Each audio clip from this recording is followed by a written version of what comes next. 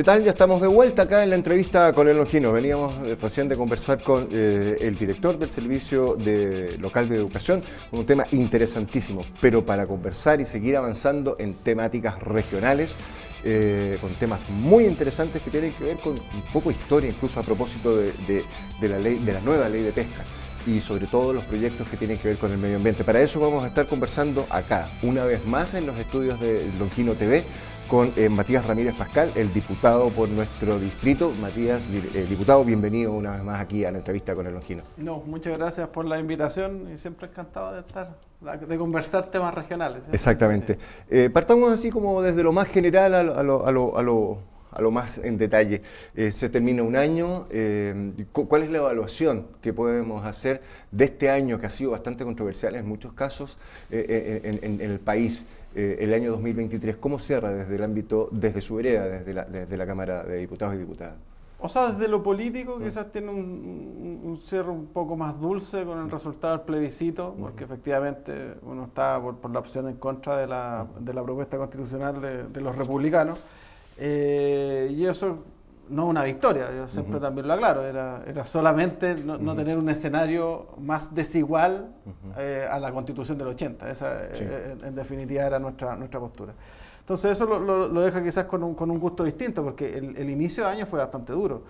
Creo que desde gobierno partimos marzo con el rechazo a la reforma tributaria.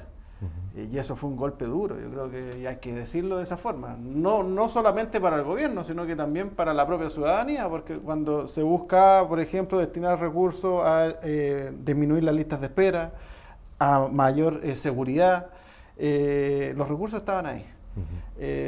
Y lamentablemente por capricho, por situaciones personales, recordemos que Pamela Giles sale incluso de la sala porque no quiso votar, otra diputada sale porque se haya agarrado con el ministro el día anterior de Educación.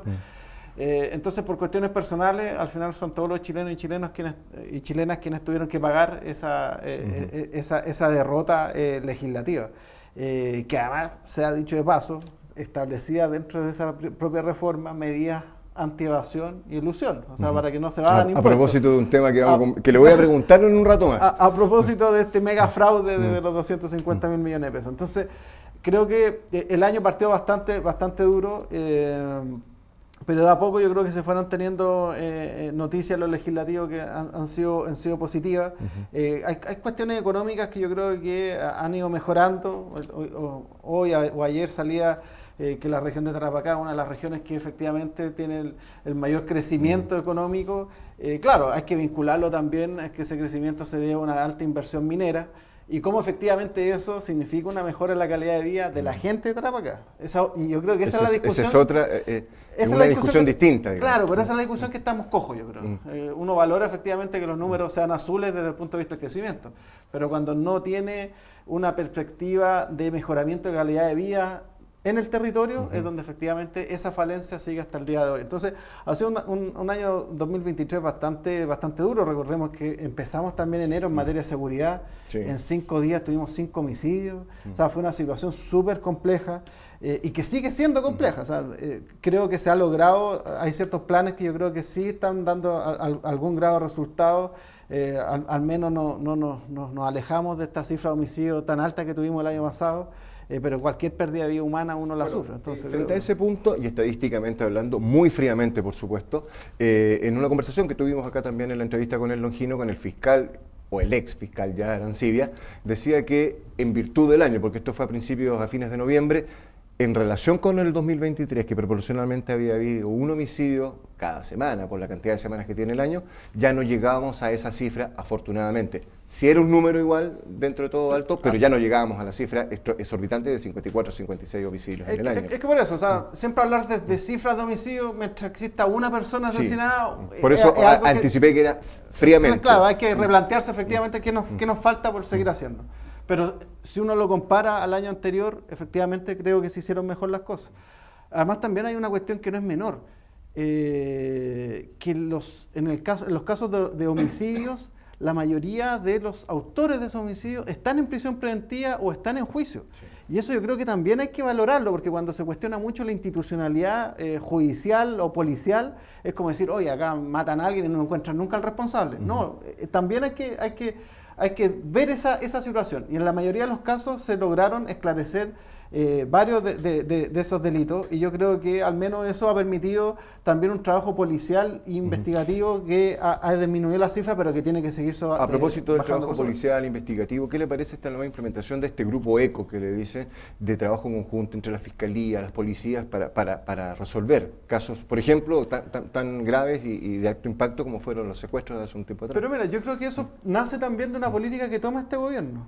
Cuando se lanza, por ejemplo, el plan contra el crimen organizado, se planteó la necesidad de que las distintas instituciones se sentaran en la mesa a conversar. Cuestión que en Chile cuesta, porque todos son recelosos de su información y de su espacio.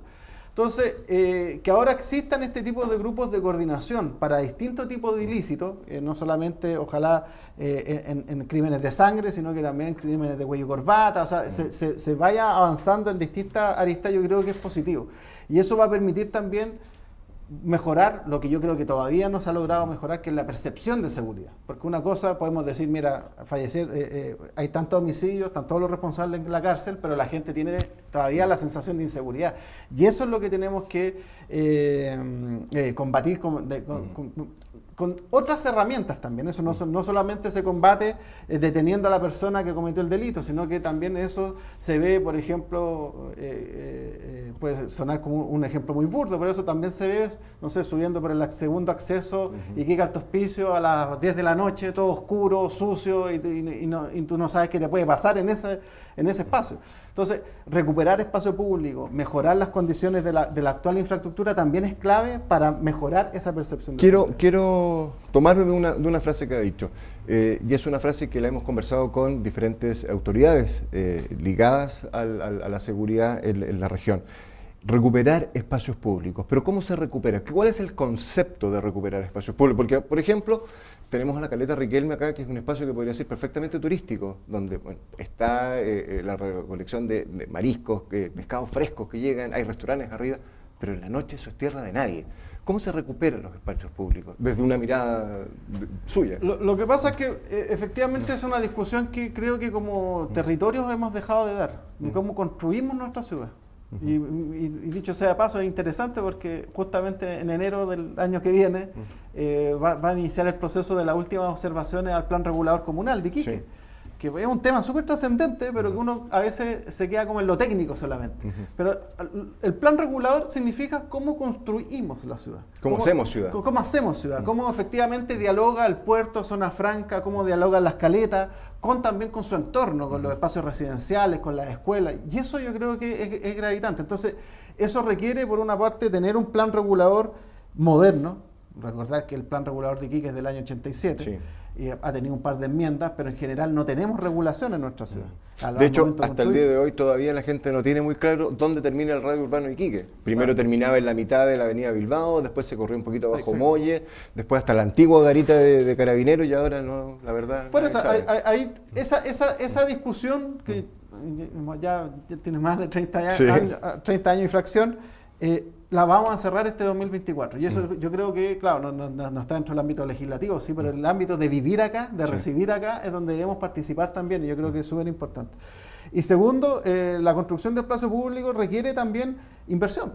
Y yo creo que eso sí, ahí creo que falta. Yo creo que efectivamente, y es una cuestión que hemos discutido, lo he discutido con el Ministerio de Obras Públicas, también con el Serviu. Creo efectivamente que la inversión en cuanto al espacio público en nuestra ciudad, los últimos 2 años, o en general en nuestra región, ha sido bastante bajo. Y eso yo creo que requieren proyectos de alto impacto. El presidente hace un par de semanas anunciaba por Twitter inaugurando un teleférico en la región metropolitana y decía, el que sigue es Alto Hospicio Iquique. Sí. Y es una buena noticia. O sea, si efectivamente la licitación y el diseño sale este año 2024, el 2025 se va a poder construir el teleférico, que es un sueño de hace 15 o quizás más años. Y eso también va a permitir construir entornos que están muy abandonados, particularmente los más cercanos hacia el Cerro de Aragón. Entonces yo creo que también ahí requiere inversión pública, pero también requiere responsabilidad de los privados, y ahí me hago cargo también de lo que tú dices de, por ejemplo, la Caleta Riquelme. Tú ves ahí en ese entorno, se han construido 3 edificios ya residenciales, de alto valor, o sea, no estamos hablando de edificios sociales, pero tampoco hay una inversión por parte de ese privado en mejorar ese entorno.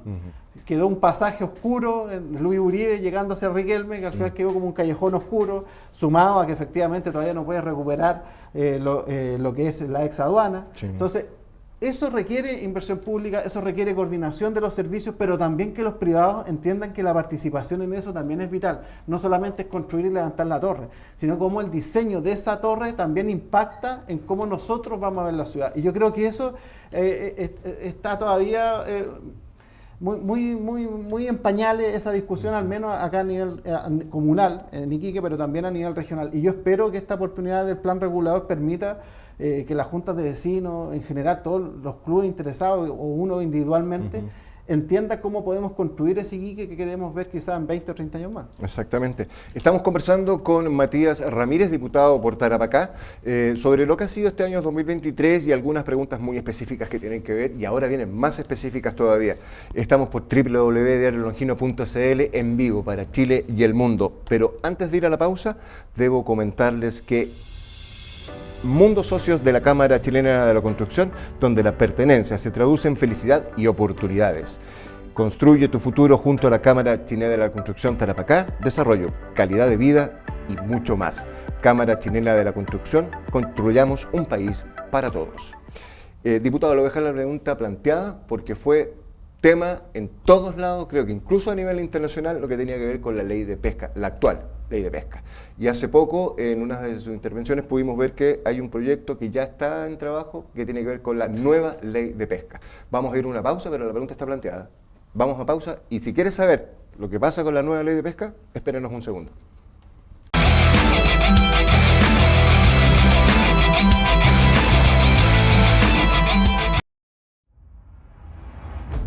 El actual modelo de producción y consumo lineal ha provocado una crisis económica, social y ambiental, con daños que pueden ser irreversibles para el planeta. Frente a este desafío, la economía circular plantea un modelo colaborativo, donde el Estado, la academia, las empresas y el territorio buscan soluciones innovadoras para avanzar hacia un desarrollo sostenible. Circular Tech es el primer centro tecnológico de América Latina y el Caribe, dedicado a impulsar la transición hacia la economía circular, entregando diversos servicios para empresas y organismos públicos. Realizamos la investigación y desarrollo de soluciones tecnológicas para el diseño de estrategias circulares y ofrecemos una serie de cursos sobre economía circular para diversas industrias y sectores económicos. A través de los Circular Challenge, entregamos financiamiento competitivo para el escalamiento tecnológico, fortaleciendo el desarrollo sostenible con pertinencia territorial. Finalmente, impulsamos la generación de estudios y publicaciones técnicas para acelerar la transición hacia un modelo de economía circular. Los invitamos a ser parte de Circular Tech y participar del cambio que la industria y Chile necesitan. Y ya estamos de vuelta aquí en la entrevista con el Longino. Estamos conversando con Matías Ramírez Pascal, quien es diputado por el distrito número 2 de Tarapacá. Y la pregunta estaba planteada. ¿Qué tiene que ver, cómo está la nueva ley de pesca? Y aquí la palabra es suya, diputado. ¿Qué pasa con esta nueva legislación o con este nuevo marco legal que se quiere implementar? Mira, yo creo que la ley de pesca para Tarapacá significa muchas cosas. Primero, desde un punto de vista ético, era fundamental que durante este gobierno se presentara una nueva ley. Todos sabemos que el año 2012 la ley Longueira se creó en base a corrupción. Más encima los dos parlamentarios condenados son de nuestra región, en el caso de Martí Sassi, y el diputada y el ex senador Jaime Orpiz. Entonces creo que desde ya un punto ético, para Tarapacá yo creo que es importante volver a reconstruir esa historia. Sí. Es decir, que efectivamente esta discusión legislativa de la nueva ley de pesca se haga de manera transparente, pública y de frente en este caso a la familia pesquera, particularmente a la pesca artesanal. Entonces yo creo que era un desafío por cumplir.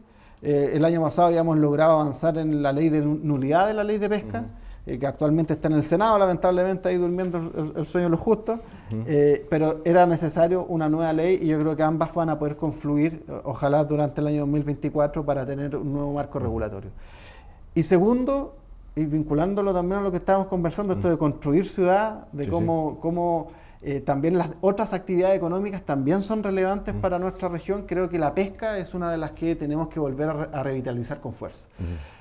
Cuando a nivel mundial se está discutiendo de la soberanía alimentaria, de cómo ponemos alimentos en las mesas de las familias, nosotros tenemos el mar y tenemos el consumo más bajo de Latinoamérica en pescado. Bolivia consume más pescado que nosotros y no tiene acceso directo al mar. Entonces, esa es una cuestión que nos tenemos que replantear. Y efectivamente yo creo que todos los iquiqueños e iquiqueñas antiguos se recordarán que antes se consumía pescado. Era normal y pasaban con el carro vendiendo y la gente consumía mucho más pescado. ¿Cómo volvemos a esa realidad? Bueno, eso requiere por una parte una nueva legislación. ¿Por qué? Porque lamentablemente con la ley del 2012 entregaste la mayoría de los recursos pesqueros a la industria, es decir, a la harina de pescado, ¿ya? Y no al consumo humano. Y esta ley tiene como enfoque volver al consumo humano. Y de alguna manera repotenciar lo que es la pesca artesanal. Por supuesto. Y eso va a permitir primero redistribuir las cuotas nuevamente. Y segundo, que eso permita también potenciar las caletas, que lamentablemente en nuestra región tenemos solamente 2 y deberíamos tener muchas más. Tenemos la Riquelme y tenemos Cabancha, quizás como los 2 polos más importantes, pero de repente uno va a comprar y estáis comprando reineta congelada que viene del sur y que la bajan de un camión. Pero eso te da cuenta de la realidad que estamos viviendo en la región.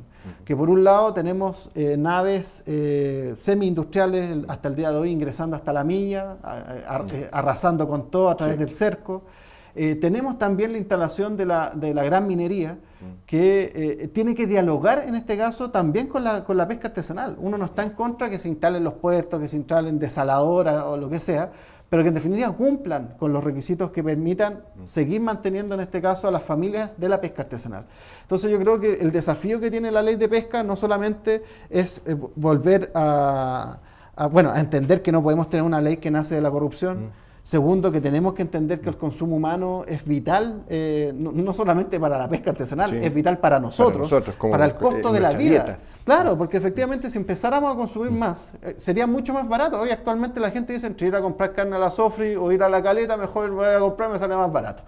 Pero eso al final afecta también nuestra calidad de vida y eso yo creo que es sumamente importante. Pero además tiene que ir de la mano de un plan de desarrollo económico relacionado a la pesca artesanal. Acá llevamos casi 2 años donde el Instituto de Desarrollo Pesquero Artesanal no ha tenido los recursos porque el gobierno regional no se lo ha querido traspasar. 2 años donde los proyectos no se han podido ejecutar. Entonces también todo tiene que dialogar, todo tiene que ir de la mano. O sea, tenemos que tener una nueva ley, por supuesto, pero también necesitamos que exista el impulso a la pesca artesanal, cosa que los jóvenes, que también, ojo, es una cuestión que dicen los pescadores, no que uno lo invente. Los pescadores, yo estuve en un congreso de pesca artesanal en Valparaíso hace un par de semanas atrás, y ellos mismos decían, mirémonos, somos todos viejos. 50, 60 años. ¿Qué pasa con las nuevas generaciones? Claro, porque no es atractivo. Dicen, entre ir a trabajar una minera y quedarse pasando zozobra en un bote o con, en este caso, que el Estado, a través de bienes nacionales, no te pase terrenos, por ejemplo, para proyectos de pesca artesanal. Que Corfo no financie, en este caso, por ejemplo, la renovación de la flota de la pesca artesanal. Y así sucesivamente.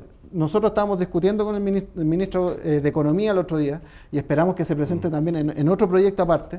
Por ejemplo, que la Junaev entienda que no es necesario vender pescado de Indochina en sus menús a los niños, sino que pueden comprar directamente a la pesca artesanal. Entonces, todas esas cosas que actualmente no se pueden, las tenemos que discutir y empezar a dar vuelta a ese escenario, cosa que el pescador artesanal entienda que puede vender sus productos. Yo creo que eso va a ser fundamental. Fundamental para que haya una nueva ley que sin duda favorezca a toda nuestra costa, que es maravillosa. Pero además, también entender que es un beneficio para nosotros mismos. O sea, acá Tarapacá, el otro día la cifra está entre el 64 y el 66% de los productos de hortaliza, uno piensa que vienen del sur. No. Y no, vienen acá, de Tamarugal. Pero cuando tú te das cuenta cuál es la inversión que el Estado pone a través del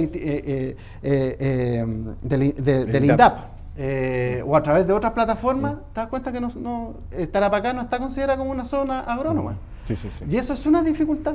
Entonces tenemos que entender que por una parte tenemos en el interior una rica agricultura y en el caso del mar tenemos una rica acuicultura. O sea, tenemos todo para que Tarapacá pueda sostenerse alimentariamente sin depender de nadie.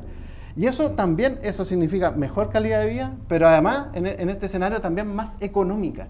Y eso yo creo que es un factor que es fundamental. Entonces tenemos que volver a mirar el mar, no solamente a cuidarlo y respetarlo, sobre todo en esta época de verano, pero también entender que es una fuente de alimento muy rica y que la estamos desperdiciando. Entonces, cambiar esa noción del olor a dólar antigua, donde pensábamos que ahí antigua frase iquiqueña, claro, el olor a pesquera y el olor a dólar. Sí. Tenemos que volver a poner el pescado sobre nuestras mesas y yo creo que esa es parte de la discusión que tenemos de la nueva ley. Y en términos del cuidado del medio ambiente, entiendo que también participó dentro del proyecto de ley de la Comisión de Medio Ambiente con algo que, bueno, es un articulado, un compendio bastante, pero conversemos un poquito en detalle de eso. Mira, lo que pasa es que se viene una gran reforma al sistema de evaluación ambiental, ¿ya?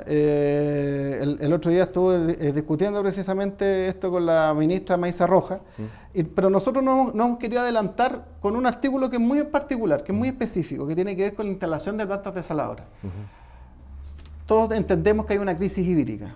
O sea, falta agua en la agricultura, falta agua en algunos sectores para el consumo humano, falta agua quizás para la propia minería. Sí. Lo que pasó en Antofagasta, que tuvieron 6 días sin agua, fue producto de que una planta desaladora falló. O sea, fue un accidente, una retroexcavadora, creo que pasó. Claro. Entonces, pero ¿cuál es el problema? Que las plantas actualmente desaladoras que se están instalando en nuestro país no pasan por ninguna evaluación ambiental. Entonces no tenemos certeza de cuáles son los impactos que se generan. Entonces cuando uno empieza a ver la evidencia internacional, por ejemplo, las nuevas plantas desaladoras devuelven la sal al mar. Pero eso cambia el pH del agua. Sí. Y eso produce, volviendo quizá a la discusión de la ley de pesca, produce en este caso que los recursos de ese sector desaparezcan o migren hacia otros sectores. Entonces, ¿qué es lo que nosotros estamos planteando? Ok, las plantas desaladoras pueden ser una opción, por supuesto, pero tienen que cumplir en este caso con estándares ambientales que nos den seguridad de que no se va a afectar ni a la población que está cerca de estas plantas o que va a afectar los recursos que puedan estar en este caso en el mar. Y esa es una discusión que yo entiendo que efectivamente algunos no quieren dar, porque evidentemente quienes están, el negocio también es un negocio. El negocio de las plantas desaladoras obviamente no quiere pasar por una evaluación ambiental y que les pregunten cuál es el sistema que están ocupando. Ahí el CEA es fundamental en el servicio de evaluación ambiental. Claro, ahí eso es fundamental y nosotros lo que estamos proponiendo es una reforma precisamente a la ley de bases de medio ambiente, pero también al servicio de evaluación ambiental para que pueda conocer de estos proyectos y que nos permita también tomar decisiones. Yo creo que acá en Tarapacá, claro, cuando uno habla de proteger, por ejemplo, los acuíferos del interior, dicen, que tú estás en contra de la minería. No, busquemos un equilibrio. Sí. Porque el agua dulce, la lógica debiese ser para el consumo humano o para la agricultura, porque la agricultura no rompe el ciclo del agua. Y las plantas desalinizadoras deberían ser precisamente para generar agua para la minería. Pero esa lógica todavía no se invierte en su totalidad. Entonces, por una parte, teníamos el otro día, o sea, un par de meses, salía a Cerro Colorado diciendo nos vamos porque nos cerraron. Sí. No, claro, no es que te cerraron porque así las cosas bien. No, porque en realidad tú secaste un acuífero que era Lagunilla y ya no hay más agua. Entonces, nosotros también estamos poniendo en riesgo incluso nuestra propia subsistencia si es que seguimos entregando los recursos y las reservas de agua dulce solamente a la gran minería. Entonces, nosotros lo que queremos es que efectivamente las plantas desaladoras sean una opción, destinadas particularmente a nivel industrial y no, o sea, Antofagasta actualmente el consumo de agua potable es a través de las plantas desaladoras. Sí. Y el agua dulce se la llevan las mineras. Es una cuestión que no aguanta lógica. Y eso yo creo que es necesario volver a discutirlo. Entonces, este proyecto de ley que se presentó y que lo empezamos a debatir la semana anterior en la Comisión de Medio Ambiente, va a ir en enlace o se va a cruzar con esta gran reforma a la ley de bases que busca, por una parte, agilizar, porque entendemos que efectivamente los procesos no pueden ser eternos, los procesos de evaluación, pero también creemos que también tenemos que tener certeza a la ciudadanía, es decir, que el día de mañana, si uno vive, no sé, en Caramucho, en San Marcos, en Pisagua, y te instalan una planta desaladora, tú sepas efectivamente que los efectos de esa planta no van a afectar al medio ambiente ni a ti como persona. Y eso es una cuestión que, aunque suene casi descabellado, hasta el día de hoy no pasa. O sea, hay plantas desaladoras que se han instalado sin pasar por ninguna evaluación ambiental. Y eso yo creo que particularmente en el norte grande de Chile. Pero en ese sentido, bueno, usted es abogado y lo sabe, la ley no es retroactiva. Si se implementa algo, las que ya están No, ya están, o sea, digamos, no, ya están. no se le puede implementar. Digamos. O sea, bueno, eso siempre ha sido discutible. Efectivamente, eso quizás se va a marcar en la discusión de otro proyecto de ley que vamos a presentar, que es respecto a las competencias de la Superintendencia de Medio Ambiente. Porque cuando se crea la institucionalidad ambiental, particularmente a partir del 2010, Sí. se crea, por una parte, bueno, el Servicio de Evaluación Ambiental como músculo, se le da en este caso la estructura necesaria, pero además se crean dos instituciones. Una, los tribunales ambientales, que en el caso de la zona norte lo tenemos radicado en Antofagasta, y la Superintendencia de Medio Ambiente. ¿Cuál es el tema? Que la Superintendencia de Medio Ambiente dice, no, yo fiscalizo todo lo que tenga resolución de calificación ambiental. Y las resoluciones de calificación ambiental, como dices tú, ya no es retroactivo, solamente empiezan a aplicar desde el 92 en adelante cuando se crea la ley de base de medio ambiente. Pero en este caso en particular lo que nosotros estamos planteando es que las competencias de la superintendencia, eso no significa efectivamente cambiar el estatus jurídico de una empresa que se instaló en algún momento, sino que permita efectivamente poder fiscalizar de mejor manera aquellas industrias que en su momento no pasaron por el proceso de evaluación. Y eso yo creo que también es importante, porque si no nos quedaríamos de brazos cruzados. Exactamente. Porque puedes tener una industria altamente contaminante que se instaló, no sé, hace 20 años atrás o antes que estuvieran estas normas y te va a decir, bueno, yo ya me instalé y si te gusta, bueno, no. Yo creo que efectivamente tienen que haber herramientas para que ambas cosas dialoguen. Yo respeto que efectivamente tú te instalaste mucho antes, pero también yo tengo las competencias de resguardar la salud de las personas y en este caso los impactos al medio ambiente. Diputado, lo cambio de tema. Si bien ha sido, este sí que es tema, son 55 empresarios, 250 millones de pesos. Cuesta decirlo, sí. Cuesta decirlo. El presupuesto de Tarapacá es de como 60 millones de pesos. O sea, son casi 6 presupuestos o 7 presupuestos regionales. Y si bien es cierto, es un mega fraude, es un mega delito, utilizaron las propias herramientas del sistema para poder enriquecerse. ¿Cómo se soluciona eso? ¿Qué hacemos frente a eso? A ver, la historia de nuestro país está llena de estos mega fraudes tributarios. Recordemos que en algún momento la discusión respecto a las empresas zombie, cómo funcionaban en los 90, que los grandes empresarios compraban empresas con pérdida y las incorporaban a su contabilidad y al rebajar sus tasas impositivas, al final terminaba el Estado pagándole a ellos esas pérdidas. Entonces, siempre los empresarios han buscado, y esto tampoco es que uno quiera atacar a empresarios, no, que se hagan las cosas bien. Efectivamente, acá, y lo que hay son delitos tributarios. ¿Por qué? Porque ¿qué es lo que hacían ellos? Tenían una empresa matriz, para explicarlo así en simple, tenían una empresa matriz que prestaba servicios de manera real, no es que no existieran, pero a través de algún tercero que tenía alguna empresa falsa, iban facturando, iban generando gastos. Entonces, al final, esa empresa, todo ese gasto lo reduce de la tasa que tiene que pagar de impuestos, en este caso de primera categoría. Y eso provocó este mega fraude de 250 millones.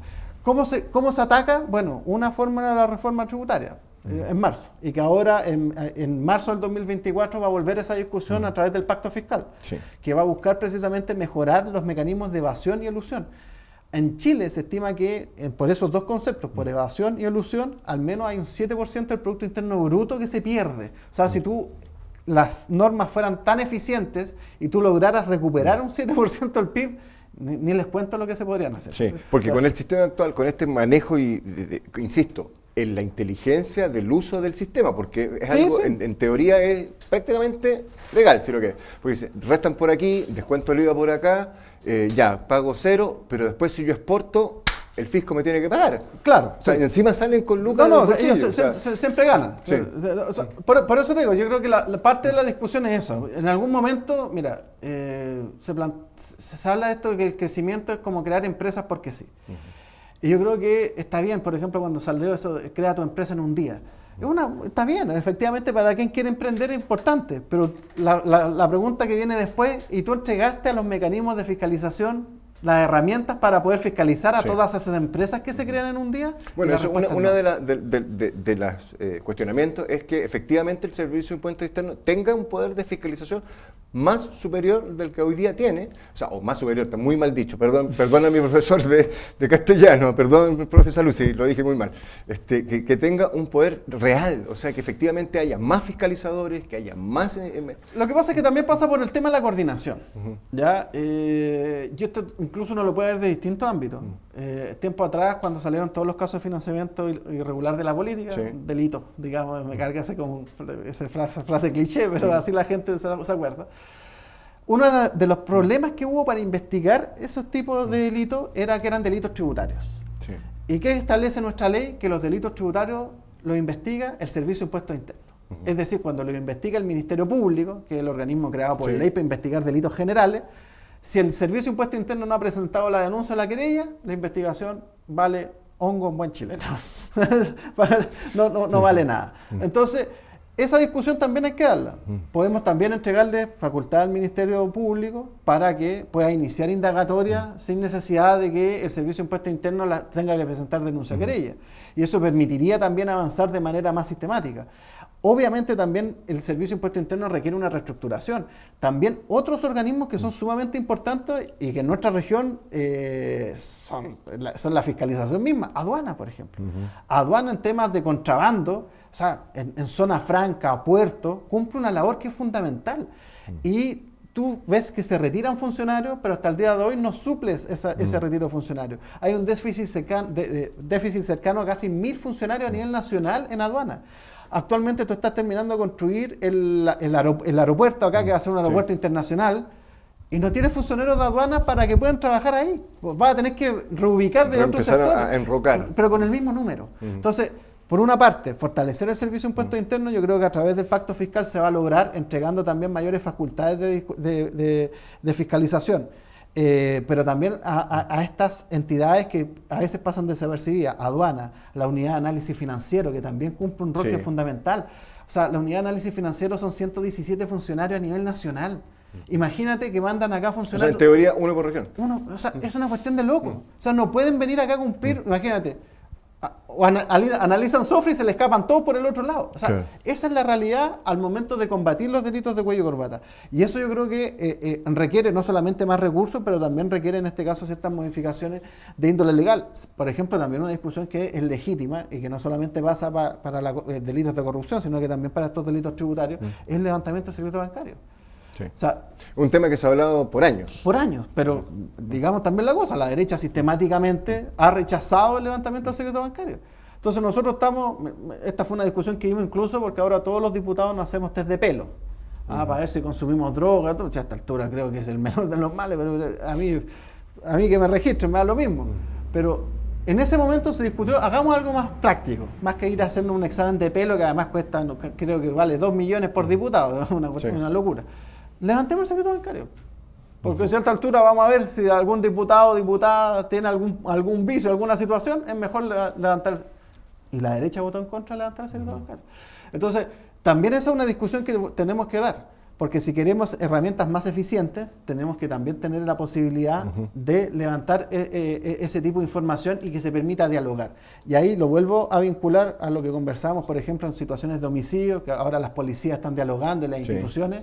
En delitos económicos es fundamental que dialoguen. O sea, la unidad de análisis financiero, el Servicio de Impuestos Internos, la aduana, tienen que cruzar información. Y fíjense que efectivamente, yo lo he hablado con los 3 directores de las 3 instituciones, cuesta que lo hagan. Bueno, la unidad de análisis financiero por un tema legal, porque está creada de esa forma. Pero la aduana y el Servicio de Impuestos Internos son igual de celosos con su información.